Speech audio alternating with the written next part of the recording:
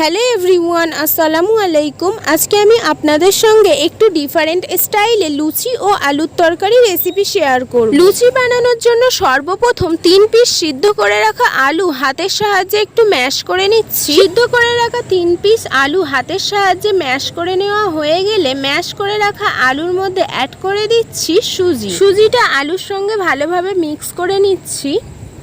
সুজিটা আলুর সঙ্গে ভালোভাবে মিক্স করে নেওয়া হয়ে গেলে অ্যাড করে দিচ্ছি অল্প একটু চিনি।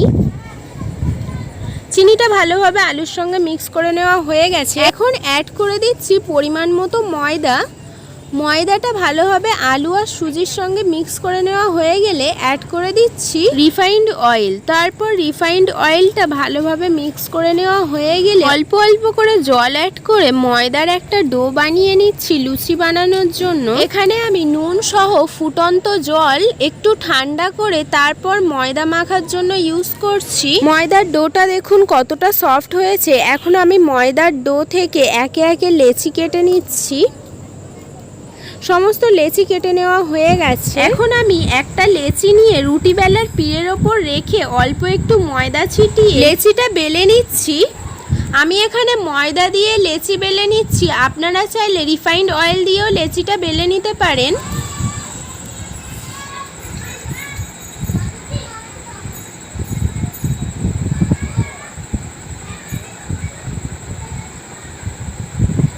একটা লেচি বেলে নেওয়া হয়ে গেছে। সেম প্রসেসে আমি সমস্ত লেচিগুলো বেলে নিচ্ছি।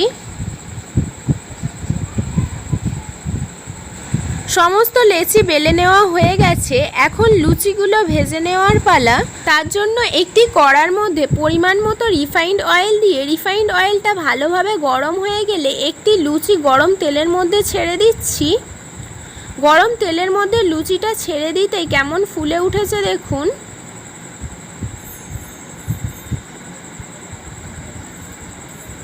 ভালোভাবে উল্টে পাল্টে লুচিটা আমি ভেজে নিচ্ছি।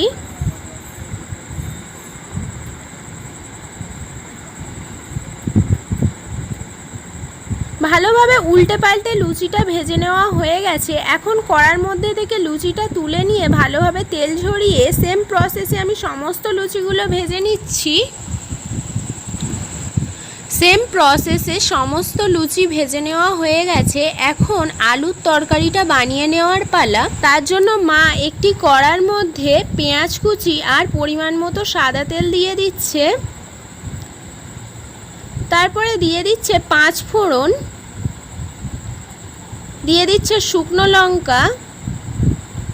উপকরণগুলো একটু নেড়েচেড়ে ভেজে নিয়ে অ্যাড করে দিচ্ছে হলুদ গুঁড়ো, শুকনো লঙ্কার গুঁড়ো। তারপরে আবারও একটু নেড়েচেড়ে নিয়ে অ্যাড করে দিচ্ছে খোসা সহ আলু। আলুর এই তরকারিটা বানানোর জন্য আলুর পিসগুলো এরকম ছোট সাইজের করতে হবে যাতে করে আলু তাড়াতাড়ি সিদ্ধ হয়ে যায়। এখন স্বাদ মতো নুন অ্যাড করে ভালোভাবে মিক্স করে নিয়ে আলুটা কষিয়ে নেওয়া হয়ে গেলে অ্যাড করে দিচ্ছে পরিমাণ মতো জল।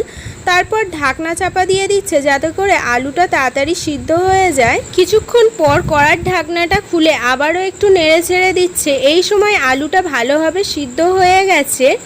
এখন অ্যাড করে দিচ্ছে অল্প একটু জিরে মরিচের গুঁড়ো। এখন গ্যাসের ফ্লেমটা হাইতে রেখে আলুর তরকারিটা মাখা মাখা হয়ে গেলে আজকের আলুর তরকারি রেসিপিটা সার্ভ করার জন্য রেডি হয়ে যাবে।